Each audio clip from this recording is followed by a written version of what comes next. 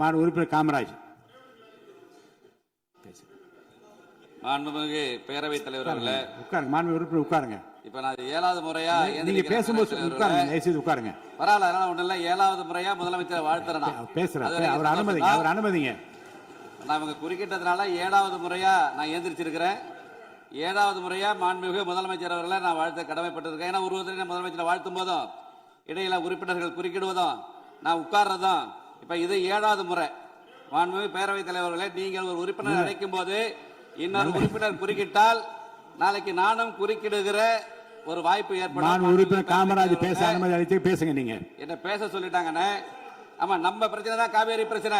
நீங்க ஒருத்தருக்கு ஒருத்தர் பேசிக்க வேணாம். நீங்க ஒருத்தருக்கு ஒருத்தர் பேச வேணாம். மாண்பு உறுப்பினர் காமராஜ் பேச அழைத்து பேசுங்க.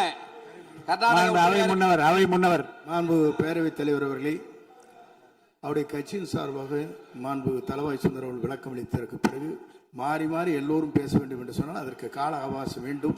ஆகவே உங்கள் சார்பாக உங்களுடைய கட்சியினுடைய உறுப்பினர் தெளிவாக இங்கே சொல்லி இருக்கிறார் என்பதை தெரிவித்துக் கொள்கிறேன். மாண்புமிகு காமராஜ் பேசுங்க. மாண்புமிகு பேரவைத் தலைவர்களே, 8வது முறை நம்ம உறுப்பினர்கள்லாம் கமெண்ட் அடிக்கிறாங்க. முதலில் இந்த தனது பிறந்த நாளை கொண்டாடும் மாண்புமிகு தமிழ்நாடு முதலமைச்சர் அவர்களுக்கு எனது உளமார்ந்த பிறந்தநாள் நல்வாழ்த்துக்களை தெரிவித்துக் கொள்கிறேன்.